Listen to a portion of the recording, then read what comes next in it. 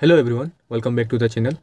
ये first video है जिसमें मैं आपको पोर्टफोलियो रिव्यू करके दिखाने वाला हूँ और वीडियो के लास्ट में कुछ अच्छे शेयर्स भी रिकमेंड करने वाला हूँ। तो चलिए स्टार्ट करते हैं। इस पोर्टफोलियो का पहला शेयर है अमराजा बैटरी और इनके पास दो शेयर हैं at the average price of 647 rupees.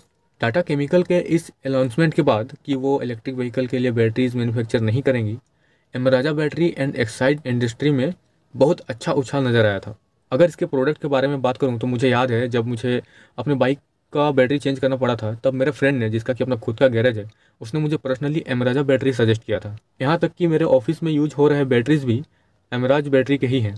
इसलिए लोकल मार्केट में मैंने इसके स्ट्रॉन्ग पकड़ को देखा है और ये अपने ब्राइट फ्यूचर के लिए लिथियम आयन बैटरी के सेक्टर में काफ़ी अच्छा इन्वेस्टमेंट कर रहा है। अगर ये कंपनी बैटरी के इस मार्केट को पकड़ पाया तो ये मल्टी बैगर शेयर साबित हो सकता है या फिर ये एक वेल्थ डिस्ट्रॉयर भी बन सकता है, क्योंकि फीचर लिथियम आयन बैटरी का है और इस मामले में ये अभी भी अपने इनिशियल फेज में है। एक्साइड इंडस्ट्री इसका एक स्ट्रॉन्ग कंपटीटर है और एक स्ट्रॉन्ग मार्केट शेयर भी होल्ड करता है। तो मेरा ओपिनियन बस इतना है कि अभी हद से ज़्यादा इन्वेस्टमेंट करना सही नहीं है। आप थोड़ा बहुत शेयर्स अपने पास रख सकते हैं, बट बहुत ज़्यादा इन्वेस्टमेंट करना अच्छा नहीं रहेगा। मैं शेयर होल्डर का नाम बताने भूल गया। दरअसल इनका नाम है रोहित और ये बोकारो से बिलोंग करते हैं। और इनका सेकंड शेयर है बर्जर पेंट। पेंट सेक्टर का बहुत अच्छा कंपनी है, सेकंड लार्जेस्ट कंपनी है। कंपनी के फंडामेंटल्स देखें तो वक्त के साथ नेट इनकम बढ़ रहा है, अर्निंग पर शेयर बढ़ रहा है, डिविडेंड पे आउट भी बढ़ रहा है और प्रॉफिट मार्जिन भी बहुत अच्छा है। तो इस हिसाब से ये एक अच्छा कंपनी है। बट हम बोलना चाहेंगे कि पेंट सेक्टर में एशियन पेंट बहुत अच्छा कंपनी है और इसका रीज़न है एशियन पेंट का बिजनेस स्ट्रेटजी एंड उसका डिमांड, क्वालिटी और उससे भी ज़्यादा स्पेशल उसका high profit margin. Berger Paint बुरा नहीं है, आप होल्ड कर सकते हैं, लेकिन हाँ, एशियन पेंट आपको इससे ज़्यादा रिटर्न डिलीवर कर सकता है। थर्ड शेयर है डाबर। एफएमसीजी का बहुत बेहतरीन कंपनी है। वक्त के साथ कंसिस्टेंटली इसने अर्निंग पर शेयर को बढ़ाया है। फ्री कैश फ्लो भी बहुत अच्छा है, इंक्रीमेंट हो रहा है। लॉन्ग टर्म के लिए ठीक है, लेकिन याद रखना कि एफएमसीजी है, मतलब कि ये धीरे धीरे ग्रो करेगा और आपके पास पेशेंस होना चाहिए। बाकी कंपनी में कोई बुराई नहीं है और बहुत अच्छा डिविडेंड भी देता है। फोर्थ शेयर है एचडीएफसी बैंक। लाजवाब कंपनी है, इसके बारे में कुछ बोलने की जरूरत ही नहीं है। बाय ऑन डिप्स करते रहो। ब्लू चिप्स कंपनियों के बारे में एक ही चीज़ बोलेंगे कि बाय ऑन डिप्स करो, जब भी मौका मिले नीचे में खरीद लो। पोर्टफोलियो का फिफ्थ शेयर है हिंदुस्तान यूनिलीवर, अगेन एफएमसीजी। इसमें आपका सबसे ज़्यादा वेटेज दिख रहा है। 19 शेयर है, इन्वेस्टेड अमाउंट है तकरीबन 41,000। आई थिंक 50% अमाउंट आपने यही इन्वेस्ट करके रखा है, क्योंकि टोटल पोर्टफोलियो का इन्वेस्टमेंट 80,000 के आसपास है। आप यूनिलीवर के साथ हो, इसलिए हिंदुस्तान यूनिलीवर भी आपके साथ है। इतना बड़ा रिसेशन में भी ये अकेले आपका पोर्टफोलियो को संभाल कर रखा है और यही फ़ायदा होता है फंडामेंटली स्ट्रॉन्ग कंपनियों में इन्वेस्ट करने का। मार्केट में बड़े बड़े गिरावट होने के बावजूद भी ये इजीली गिरती नहीं है और अगर शेयर प्राइस गिर भी जाए तो वो जल्दी रिकवर कर जाता है। नेक्स्ट शेयर है आईएक्स और मैं इतना बोलना चाहूँगा कि ये अभी बहुत ज़्यादा लॉस नहीं दिया है, सिर्फ 118 रुपये का नुकसान दिख रहा है। तो जितना जल्दी हो सके इसे सेल कर दो, क्योंकि जिस रीजन के चलते आईएक्स हमें ललचा रहा था वो रीजन अब उसमें नहीं रहा। आईएक्स में स्पेशलिटी क्या था? उसका मोनोपोली होना, बट अब ऐसा नहीं है। इंडिया में पहले सिर्फ दो एनर्जी एक्सचेंज हुआ करते थे, एक आईएक्स और एक था power exchange of India limited, जिसमें से 98% मार्केट शेयर आईएक्स के पास था। लेकिन जब से तीसरा प्लेयर मार्केट में आया है, हिंदुस्तान पावर एक्सचेंज, तब से इसका मोनोपोली खत्म होता जा रहा है। कंटिन्यूसली इसका मार्केट शेयर गिर रहा है। तो मेरा सजेशन है कि जितना जल्दी हो सके इसे सेल कर दो। इनका नेक्स्ट शेयर है आईआरएफसी। ये भी एक बहुत अच्छा शेयर है, इसके फंडामेंटल्स काफ़ी स्ट्रॉन्ग है, बिजनेस मॉडल भी बहुत स्ट्रॉन्ग है, हाई डिविडेंड ऑफर करता है। इसका तो डिविडेंड ही आपको एफडी से ज़्यादा रिटर्न दे देगा। और सबसे खास बात है कि इंडियन रेलवे में बहुत ज़्यादा एक्सपेंशन होने वाला है और ये कंपनी पूरी तरह से इंडियन रेलवे से जुड़ी हुई है। इसीलिए आईआरएफसी में भी जो लॉन्ग टर्म ग्रोथ है वो इंश्योर हो जाता है। बस इसमें मुझे सिर्फ एक ही खराबी नज़र आता है कि इसका 100% रेवेन्यू इंडियन रेलवे से ही आता है। इसीलिए कल अगर इंडियन गवर्नमेंट का कोई न्यू पॉलिसी आ जाता है रिलेटेड टू इंडियन रेलवे, तो ये आईआरएफसी के लिए रिक्सी हो जाता है। और सेम प्रॉब्लम हम लोग आईआरसीटीसी में भी देखे थे। जब आईआरसीटीसी का शेयर स्प्लिट हुआ था, इसी बीच गवर्नमेंट का एक पॉलिसी आ गया था और आईआरसीटीसी धड़ाम से नीचे गिर गया। तो सजेशन रहेगा कि ऐसे शेयर में इन्वेस्टमेंट का मत सोचो, क्योंकि आए दिन गवर्नमेंट का पॉलिसी चेंज होता रहता है।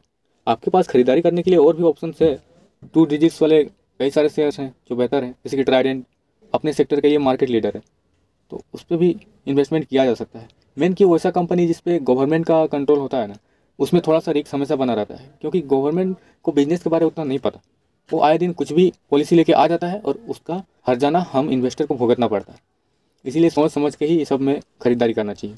खैर ठीक है, थोड़ा बहुत इन्वेस्टमेंट किया जा सकता है, इसमें दिक्कत नहीं है, लेकिन सच बोलो तो इन्वेस्टिंग लॉन्ग टर्म का होता है, लंबा अवधि खेलने के लिए होता है।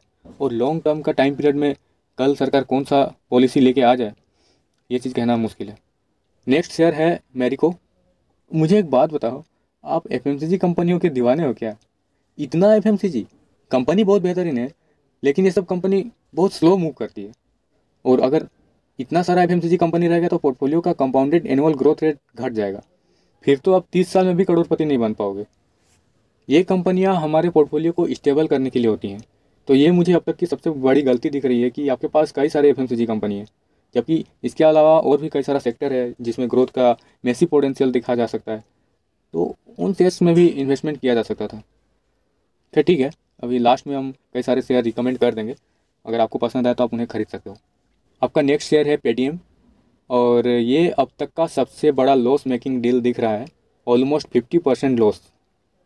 देखो, पेटीएम में मुझे रिकवरी का कोई चांस नहीं दिखता है, क्योंकि इसका बिजनेस मॉडल ही गड़बड़ है। एक कंपनी का बिजनेस स्ट्रेटजी बहुत मायने रखता है। ज़रा याद करने का कोशिश करो कि ऐसा कौन सा चीज़ था जिसके बदौलत पेटीएम कस्टमर्स गेन किया था। तो इसका आंसर है कैशबैक देके। कैशबैक का लालच देके पेटीएम हम सबके बीच पॉपुलर हुआ था। लेकिन एक कंपनी आखिर कितने दिन तक कैशबैक दे सकता है, और आखिर कितना ही कैशबैक दे सकता है?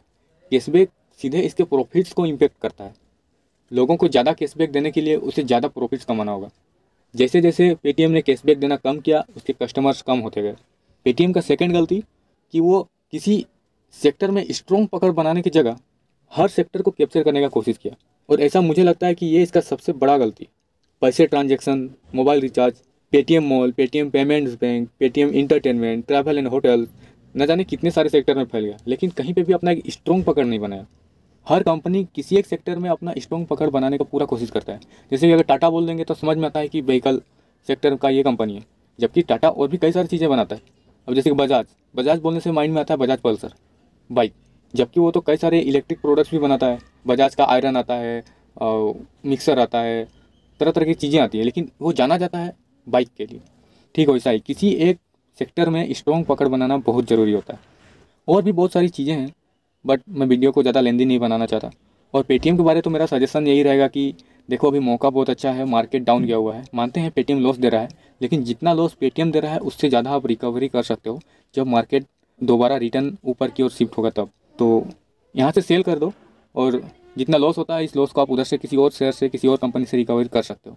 नेक्स्ट शेयर है रिलायंस इंडस्ट्री। ये आपका बहुत अच्छा चॉइस रहा है, नो डाउट। रिलायंस इंडस्ट्री बहुत अच्छा कंपनी है। इसमें बस इतना ही खराबी है कि इसका अभी maximum revenue oil refinery business से आता है। फिर भी जो इसके फ्यूचर प्लान्स हैं, जितने भी नए नए अपडेट्स हो रहे हैं, और जिस हिसाब से ये अपने आप को न्यू डायरेक्शन में मोड़ रहा है, नो डाउट ये एक मल्टी बैगर शेयर बनने का कैपेसिटी रखता है। इसीलिए जितना हो सके बाय ऑन डिप्स करो, और रिलायंस खरीदने का ये बहुत अच्छा टाइम चल रहा है, अभी ये डाउन आया हुआ है, तो मेरा तो सजेशन रहेगा कि खरीद लो, जितना पॉसिबल होता है ले लो। जितने भी व्यूअर्स हैं उनसे कहना चाहूँगा कि पोर्टफोलियो रिव्यू वाले वीडियो देखते रहें, क्योंकि किताबी नॉलेज एंड रियलिटी में डिफरेंस होता है। यहाँ रियल लाइफ मिस्टेक्स देखने को मिलता है और सीखने को मिलता है। नेक्स्ट शेयर है टाटा पावर, और ये कंपनी मुझे हद से ज़्यादा पसंद है। सच बताऊँ तो इसके जो फ्यूचर पोटेंशियल है ना, उसके हिसाब से ये कंपनी अभी अंडर वैल्यू चल रहा है। इसमें मैसिव ग्रोथ का चांस है, और ये तकरीबन 1 साल से एक ही प्राइस में कंसोलिडेट कर रहा है। और जब इस तरह की फ्यूचर पोटेंशियल वाली कंपनी एक ही रेंज में कंसोलिडेट करे तो खरीदने में देर मत करो। ये कंपनी किसी भी वक्त रॉकेट बन सकता है, और शायद ये आगे चल के एक मल्टी बैगर साबित हो। ये कंपनी मेरे पास भी है, तो जितना हो सके खरीदते जाओ। एंड सबसे लास्ट है विप्रो। मानते हैं अभी विप्रो का मार्केट थोड़ा ख़राब चल रहा है, लेकिन ब्रो तुमने विप्रो खरीदा है, कचरा नहीं खरीदा है। अगर विप्रो जैसी कंपनी अभी होल्ड नहीं कर पाओगे तो आखिर कौन सी कंपनी होल्ड करोगे? अभी फ़िलहाल मार्केट डाउन है, यहाँ तक कि अमेरिकन मार्केट ख़राब है, तो कुछ दिन वेट करो, शेयर को थोड़ा और गिरने दो, फिर जितना पॉसिबल हो सके एवरेज कर लेना। जितना नीचे खरीदने का मौका मिले उतना अच्छा है। विप्रो बहुत अच्छा कंपनी है, और ये कंपनी मेरे पास भी है, और इससे पहले के कई सारी कंपनियां हैं जो मेरे पास हैं। मुझे इस पोर्टफोलियो में जो सबसे बेहतरीन चीज़ दिखा वो है कि इन्होंने अपना मैक्सिमम पैसा उस कंपनी में डाला है जिसमें सबसे ज़्यादा बुलिश है, हिंदुस्तान यूनिलीवर। बाकी जिनमें ग्रोथ का उम्मीद था उसमें थोड़ा थोड़ा पैसा इन्वेस्टमेंट है। बहुत कोई एक गलती करता है कि अगर किसी के पास 1 लाख रुपए है तो 10 कंपनियों में 10-10 हज़ार रुपये इन्वेस्ट करके छोड़ देगा। ये बिल्कुल गलत है। हद से ज़्यादा डाइवर्सिफिकेशन आपके रिटर्न्स को कम कर देता है, और इसीलिए मैं बोल रहा हूँ कि पोर्टफोलियो रिव्यू वाले वीडियोस देखते रहो, क्योंकि ये सब नॉलेज इसी तरीके के वीडियो में मिलेगा। और एक सबसे बड़ी गलती भी देखने को मिला, लेकिन गलती बताने से पहले मैं बताना चाहता हूँ कि मैं आए दिन और भी पोर्टफोलियो रिव्यू वाले वीडियोस लेके आने की कोशिश करूँगा। मुझे कॉन्टैक्ट करना बहुत ही आसान है, आप मुझे डायरेक्ट इंस्टा में मैसेज कर सकते हैं, links are given in the description. जो गलती आपने किया है वो है कि आप सेम सेक्टर में कई सारी कंपनियां खरीद के रखी हैं। देखा जाए तो ऑलमोस्ट सारे एफएमसीजी कंपनी आपके पोर्टफोलियो में मिल जाएगा, तो ये भी नहीं करना है। एक सेक्टर में कोई एक या दो महारथी पकड़ लो, बाकी छोड़ दो। एक और बात है जो आपको समझना चाहिए कि आप अभी यंग हो, दैट मीन्स आपके पास टाइम है, और टाइम है मतलब आप थोड़ा सा रिस्क ले सकते हैं। 2-4 मिड कैप, 1-2 स्मॉल कैप भी पोर्टफोलियो में ऐड किया जा सकता है। आपका जो पोर्टफोलियो है ये बहुत स्टेबल पोर्टफोलियो है, मतलब ये ओल्ड एज के लोगों के लिए बेहतरीन है।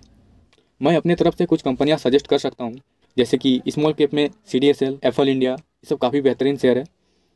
मिड कैप में आपको मिलेगा KPIT, रिलैक्सो फुटवेयर, ट्राइडेंट, और लार्ज कैप में आप इन्फो एज, पीडीलाइट, टाइटन, इस तरह की कंपनियां ले सकते हैं। हाँ, टाटा एलेक्सी में एक ज़ोरदार गिरावट का संभावना है। अगर ऐसा होता है कि टाटा एलेक्सी में अच्छा खासा गिरावट हो, करेक्शन हो, तो फिर इसे खरीदने में देर मत करना।